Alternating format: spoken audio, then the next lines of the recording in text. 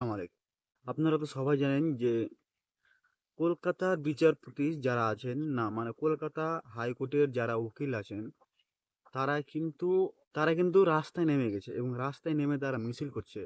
তাদের কথার একমাত্র উদ্দেশ্য হচ্ছে যে আরজিকার মেডিকেল কলেজে যে ডাক্তারের সঙ্গে বা যে মৌমিতা দেবনাথের সঙ্গে যে ঘটনাটা হয়েছে সে যেন তাড়াতাড়ি ন্যায় পায়, তার ফ্যামিলি বা তার পরিবার যেন ন্যায় পায়, এর জন্য তারা কিন্তু রাস্তায় নেমেছে।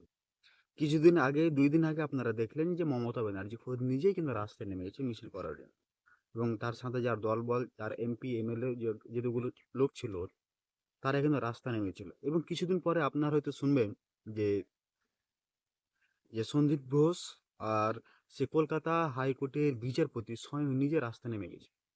আসল কথাটা হচ্ছে সবাই যদি রাস্তায় নেমে যায় এবং মিছিল করে এবং তারা যদি চায় যে এই মৌমিতাকে ন্যায় দেওয়া হোক, তাকে যেন আইনের আওতায় আনা হোক যারা এই ধরনের ঘটনা ঘটিয়েছিল, তাহলে এবার ভাবুন তো ন্যায় কে দিবে? তাহলে ন্যায় কে দিবে?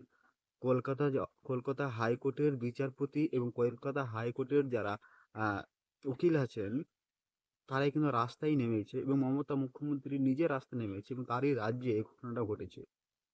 তাহলে ন্যায়টা কে দিবে? আসলে এখানে একটা চক্রান্ত হয়েছে, সে চক্রান্তটা হয়তো আপনারা বুঝতে পারবেন না।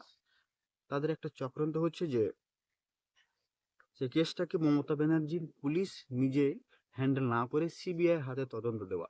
সিবিআই এর হাতে দেওয়ার একমাত্র উদ্দেশ্য হচ্ছে সিবিআই কন্ট্রোল করছে কেন্দ্রীয় পুলিশ এবং সিবিআই দেওয়ার মানে হচ্ছে তারা যদি কোনো রকম ভাবে সেই দোষীদেরকে সাব্যস্ত না করতে পারে তাহলে কিন্তু সেটার হলে হয়ে যাবে কি সিবিআই যে আমাদের কাছে তো মমতা ব্যানার্জি বলবে যে আমাদের কাছে তো কোনো শক্তি নেই বা আমাদের কাছে তো সে কেসটা নেই, আমরা কেসটা কেন্দ্রের হাতে দিয়েছি, তো সেটা সিবিআই কন্ট্রোল করছে এবং সেখানে তিনি কাদা লাগাতে দিবেন না, এই কারণে কিন্তু কেসটাকে সিবিআই হাতে দিয়েছে।